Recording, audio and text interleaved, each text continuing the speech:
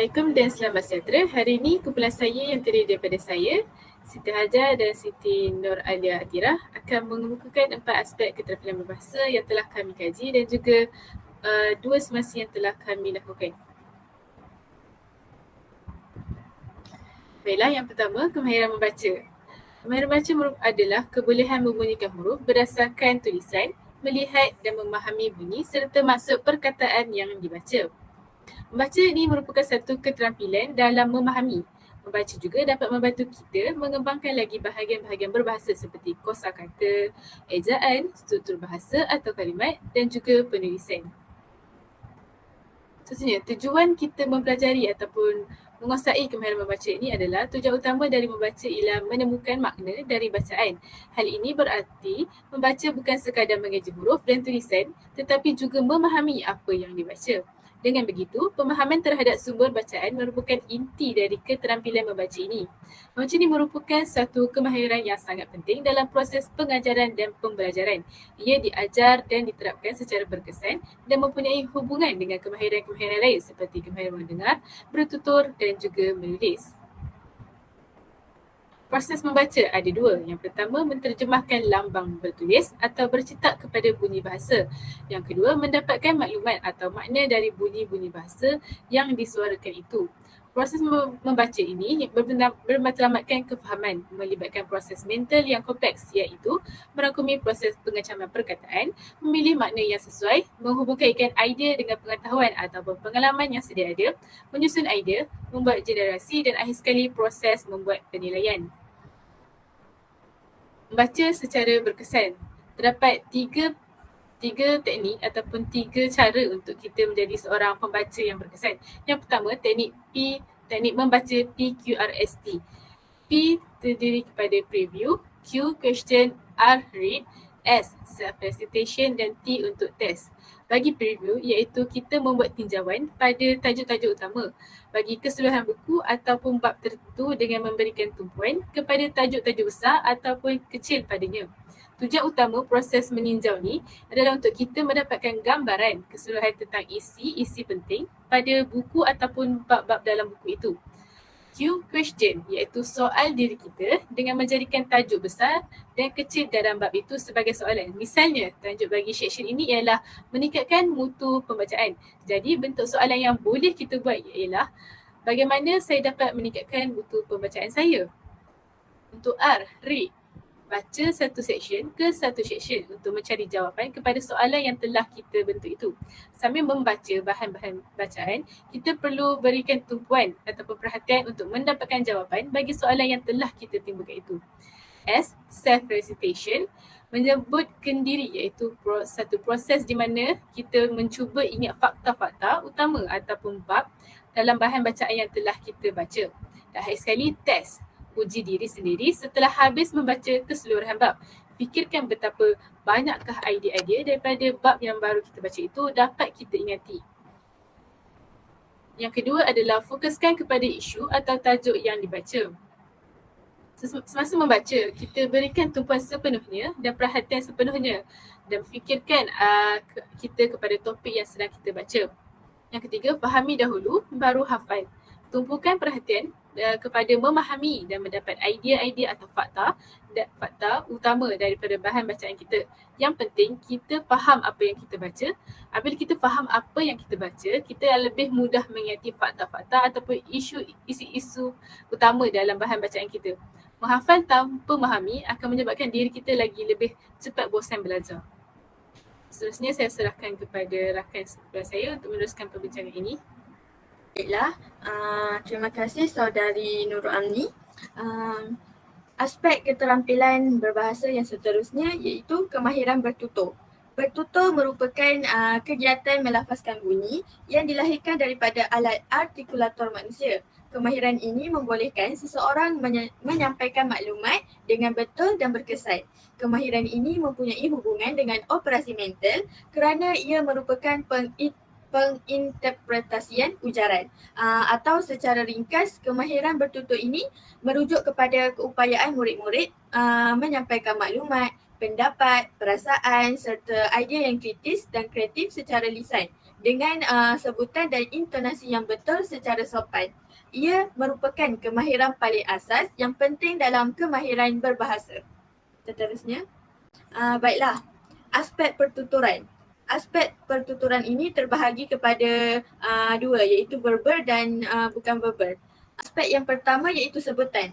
Sebutan digunakan adalah untuk mengenal dan membunyikan huruf, suku kata perkataan dan ayat bahasa. Tujuannya ialah untuk melatih menyebut suku kata dengan jelas dan tepat. Selain itu, intonasi merupakan keadaan bunyi suara yang menaik, mendatar dan menurun semasa melafazkan sesuatu ayat. Perbezaan intonasi dapat menentukan sama ada ayat itu dalam bentuk pernyataan, permintaan, pertanyaan ataupun seruan. Aspek verbal yang ketiga iaitu tekanan. Tekanan merupakan bunyi kata yang diucapkan lebih lantang daripada yang lain atau pengucapan kata yang dikuatkan. Tekanan digunakan bagi menyampaikan perasaan penutur dengan menandakan keras atau lembutnya sesuatu pengucapan. Seterusnya, jeda. Jeda ialah hentian sebentar dalam ujaran untuk memisahkan elemen-elemen verbal seperti ayat, perkataan dan rangkai kata. Jeda yang tidak menentu dalam ujaran boleh menyebabkan pendengar keliru terhadap maksud yang disampaikan. Seterusnya, kelancaran. Kelancaran pula merupakan keupayaan bertutur dengan baik dan tidak berlaku masalah atau gangguan semasa bertutur. Selain itu, kefasihan. Kefasihan merupakan keupayaan bertutur dengan teratur dan lancar serta menyebut perkataan dengan jelas dan tepat. Individu yang bertutur dengan fasih dapat melafazkan ujaran dengan jelas dan lancar. Aspek verbal yang terakhir iaitu tata bahasa. Tata bahasa pula merujuk kepada sistem pertuturan yang menggabungkan perkataan untuk membentuk ayat-ayat. Aspek bukan verbal pula dari segi bahasa tubuh. Bahasa tubuh merupakan bahasa komunikasi menghantar dan menerima maklumat tanpa lisan dan kata-kata. Contoh bahasa tubuh ialah pandangan mata, mimik muka dan gerakan tangan. Bahasa tubuh boleh mengukuhkan lagi hujah yang ingin disampaikan. Seterusnya merupakan faktor-faktor yang mempengaruhi kemahiran bertutur. Yang pertama, faktor kesihatan. Faktor kesihatan ini bermaksud jika seseorang individu itu mendapat sakit yang berlanjutan di masa kecil, penguasaan bahasa mereka akan terganggu. Biasanya kanak-kanak yang lemah dan tidak mempunyai kekuatan untuk berfikir dan bercakap. Yang kedua, faktor fizikal. Faktor fizikal pula dari segi alat pendengaran. Faktor ini merujuk kepada ketidakupayaan untuk mendengar ataupun dipanggil pekak. Ini akan menyebabkan kelancaran otak untuk memproses maklumat penutur dan memberikan arahan kepada pendengar untuk bertindak. Sekiranya penyakit ini hadir sejak kecil, kanak-kanak itu pasti tidak boleh bertutur kerana tidak pernah mendengar bunyi bahasa disebabkan penyakit pekat itu. Aspek lain iaitu alat pertuturan. Masalah ini merujuk kepada kegagalan alat artikulasi berfungsi dengan baik. Kerosakan ini akan menyebabkan individu itu bisu ataupun gagap. Baiklah, faktor yang seterusnya iaitu jantina. Faktor ini berperanan dalam mempengaruhi pertuturan seorang kanak-kanak. Hal ini dikatakan demikian kerana merujuk kajian, kanak-kanak perempuan mempunyai potensi untuk bertutur lebih awal daripada kanak-kanak lelaki. Maka kanak-kanak perempuan ini dikatakan lebih cepat untuk menguasai kemahiran bertutur ini. Faktor yang keempat, kecerdasan. Faktor ini mempunyai kaitan dengan akal dan otak. Insan yang mempunyai otak yang tidak sihat akan mengganggu pertuturan manusia kerana otaknya tidak dapat memproduksi bahasa tersebut. Apabila mereka tidak mampu memproses bahasa tersebut, maka mereka tidak dapat menuturkan apa yang ada di fikiran. Seterusnya, faktor yang terakhir iaitu faktor alam sekeliling. Biasanya faktor ini melibatkan faktor taraf sosial ekonomi dan perhubungan keluarga. Boleh mempengaruhi perkembangan bahasa kanak-kanak dalam segi kemahiran pertuturan ini. Contohnya keluarga. Faktor ini amat berperanan dalam proses awal pertuturan kanak-kanak. Ibu bapa yang selalu bertutur dan berbual dengan anak mereka akan menyebabkan anak mereka cepat mempelajari kemahiran ini. Baiklah, seterusnya. Terdapat beberapa contoh aktiviti bertutur. Yang pertama, berpidato. Yang kedua, berbicara. Yang ketiga, berbincang. Yang keempat, berceramah dan akhir sekali bercerita. Seterusnya, Tata cara bertutur. Terdapat beberapa tata cara bertutur. Yang pertama, tahu apa yang dibualkan. Maksudnya bila kita bercakap dengan seseorang, kita tahu apa yang sedang mereka cakap. Contohnya mereka cakap mengenai bola. Jadi kita faham yang mereka cakap itu mengenai bola. Seterusnya, kenal siapa pelaku. Maknanya kita tahu yang siapa yang kita tengah bercakap itu. Yang ketiga, berhemah dari segi percakapan. Yang keempat, tahu apa yang dibincangkan. Maksudnya lebih kurang dengan tahu apa yang dibuatkan sebentar tadi. Latar perbincangan. Dan akhir sekali, elakkan emosional semasa, maafkan saya, elakkan emosional semasa bertutur bagi mengelakkan berlakunya salah faham semasa proses pertuturan itu sendiri. Baiklah. Saya memberikan peluang kepada rakan saya yang seterusnya untuk meneruskan aspek yang lain. Baiklah, saya akan meneruskan dengan aspek ketiga iaitu kemahiran mendengar. Kemahiran mendengar ini merupakan kemahiran yang paling asas tetapi masih ramai yang tidak endah ataupun tidak mengambil penting akan kepentingannya. Kemahiran mendengar merupakan keupayaan pelajar mendengar dengan teliti dan memahami perkara yang didengar dalam pelbagai situasi pengucapan seperti cerita, arahan, perbualan, soal jawab, laporan berita dan juga perbincangan. Kemahiran ini perlu dipelajari secara intensif kerana penggunaannya yang sangat meluas.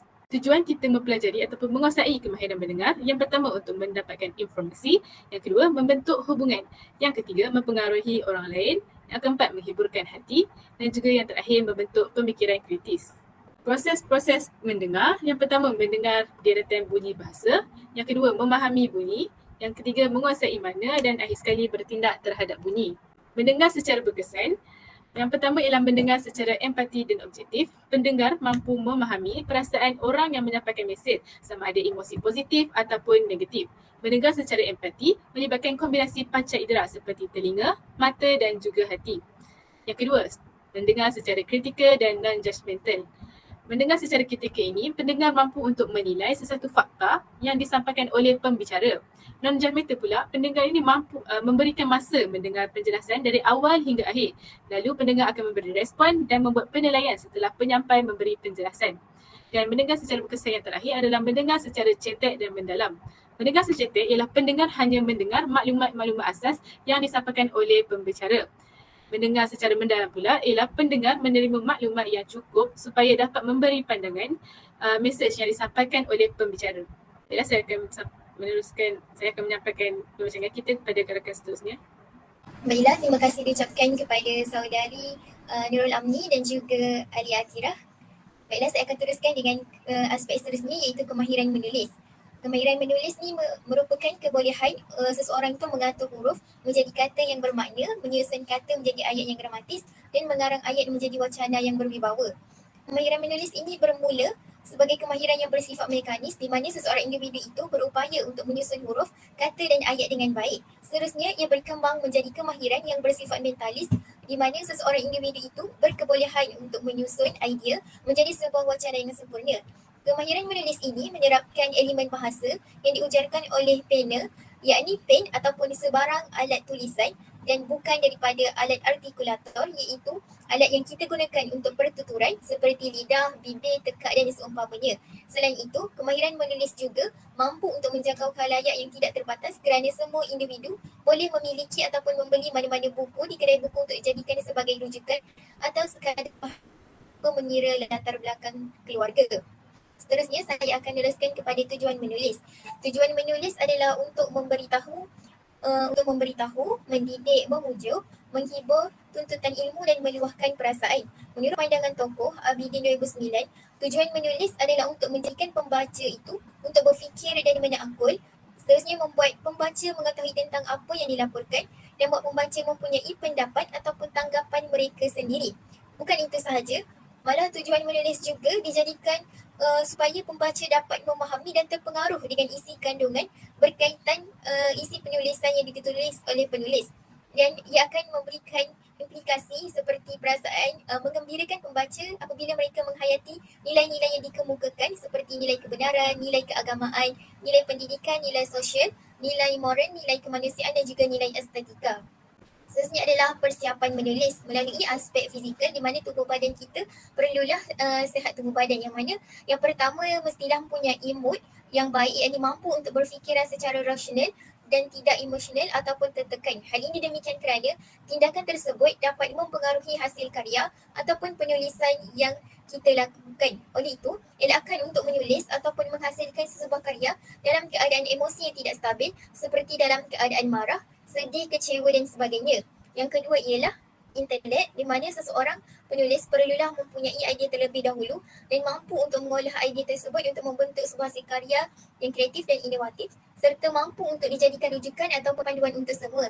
Seterusnya, rujukan maklumat haruslah dipersiapkan dengan membuat peta minda, organisasi teks dan perancangan masa bagi memudahkan ataupun melancarkan seseorang individu dalam membuat penulisan. Dan yang terakhir adalah persiapan menulis melalui perkakasan. Hal ini merupakan antara aspek fizikal yang terpenting sebelum melakukan aktiviti penulisan kerana setiap individu tersebut perlulah mempunyai komputer, laptop, mesin taip, buku nota ataupun kertas kajang, pen dan juga perakam audio bagi membuat catatan ataupun gambaran awal berkaitan penulisan yang akan ditulis. Bukan itu sahaja, latar atau ruang tertentu turut memainkan peranan kepada penulis sebelum memulakan penulisan. Hal ini kerana tempat yang kondusif mampu untuk merangsang idea-idea yang baik dan berguna berbanding berada di tempat-tempat yang bising dan tidak kondusif. Seterusnya adalah proses menulis, yang mana menurut tokoh awam saya proses menulis ni terbahagi kepada 3, yang mana tahap pertama ialah tahap persediaan, tahap kedua adalah penyusunan dan tahap ketiga ialah penyemakan. Dan kita ke slide yang seterusnya berkenaan langkah untuk meningkatkan kemahiran menulis. Sebagai penulis, kita perlulah menggunakan bahasa yang jelas, ekonomi dan berterus terang, di mana seseorang penulis itu menggunakan bahasa ataupun perbendaharaan kata yang mudah difahami, terutamanya apabila golongan sasaran itu ditujukan kepada kanak-kanak.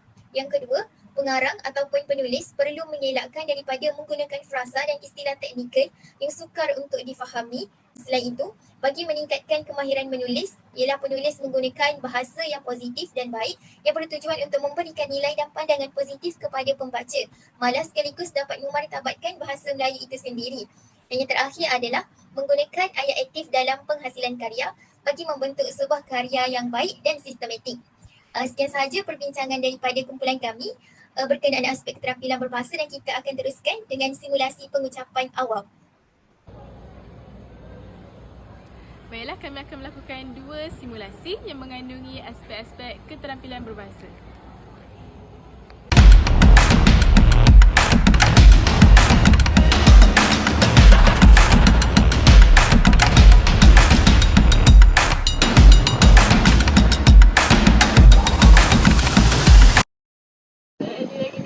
Bismillahirrahmanirrahim.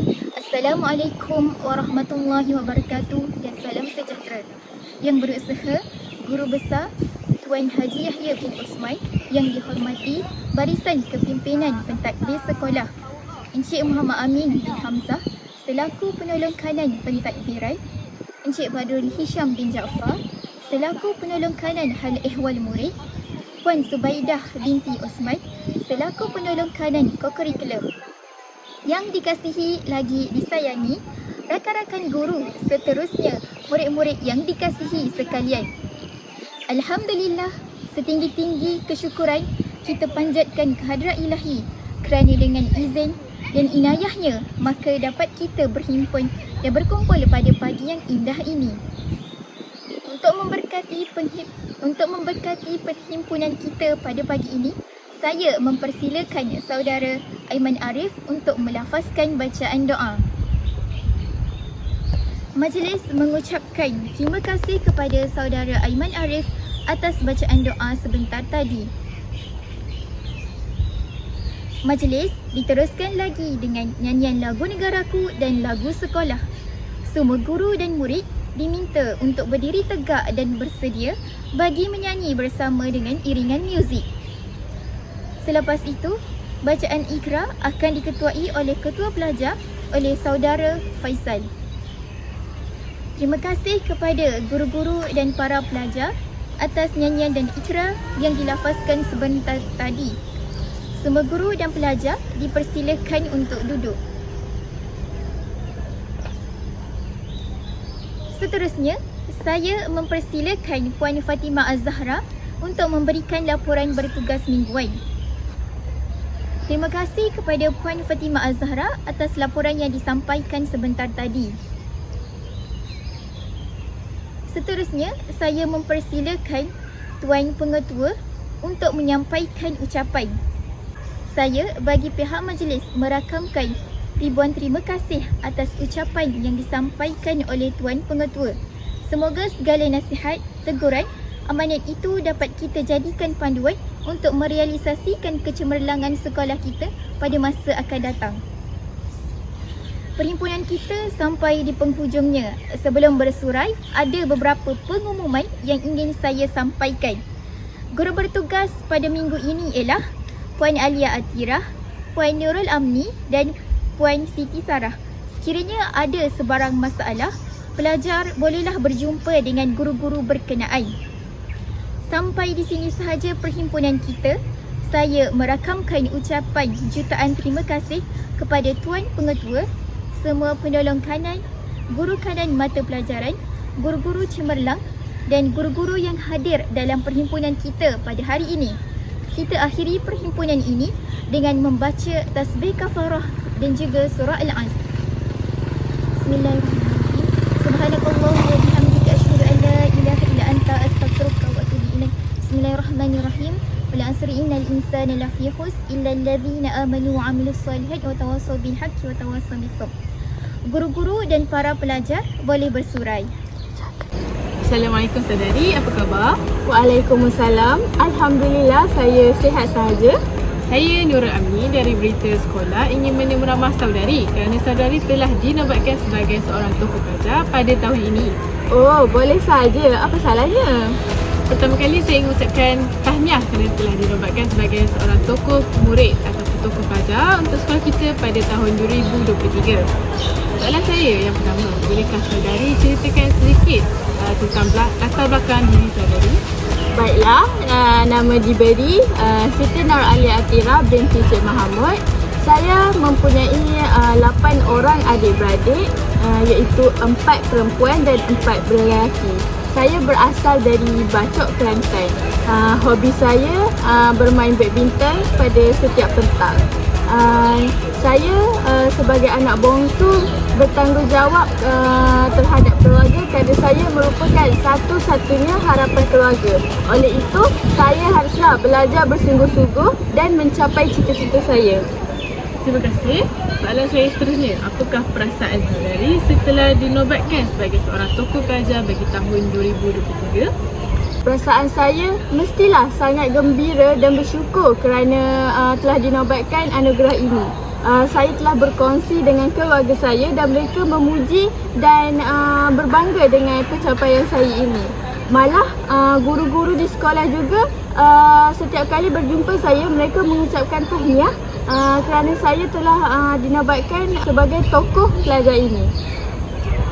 Okay, terima kasih saudari. Soalan saya seterusnya, apakah rahsia ataupun cara-cara saudari untuk mendapatkan gelaran ini?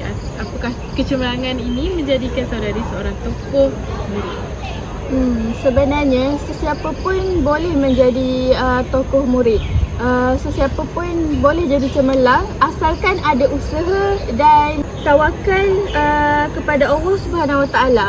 Kita sebagai orang Islam ini sepatutnya mengejarkan suruhan Allah dan melakukan apa yang disuruh olehnya. Maka apa yang kita perlukan Allah akan tunaikan, dan pada masa yang sama Allah akan membantu kita dalam mencapai apa yang kita inginkan. Baiklah, terima kasih. Mengikut pandangan saudari, apakah yang harus dilakukan oleh seseorang itu untuk mendapatkan sebuah kejayaan? Baiklah. Pada pendapat saya, kita sebagai seorang pelajar perlulah berkorban sedikit masa untuk belajar.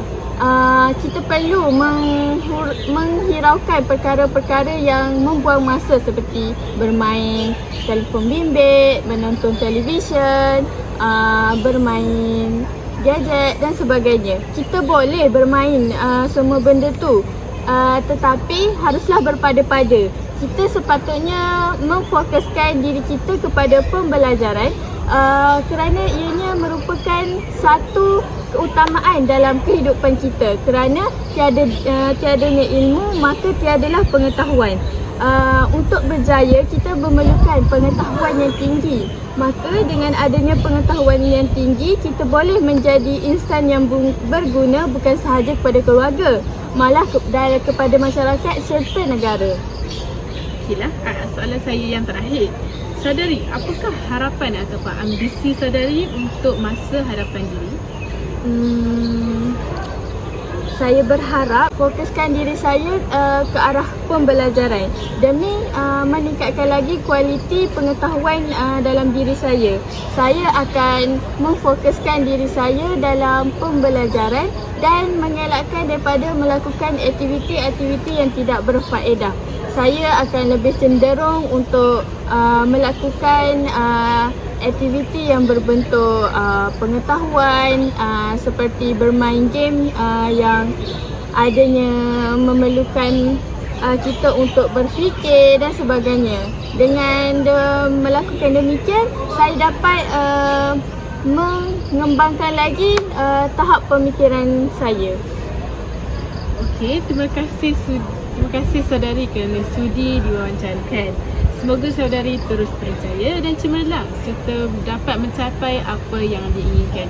Saya wakil daripada pihak buletin sekolah ingin mengucapkan tahniah sekali lagi dan mendoakan agar saudari terus berjaya di luar sana.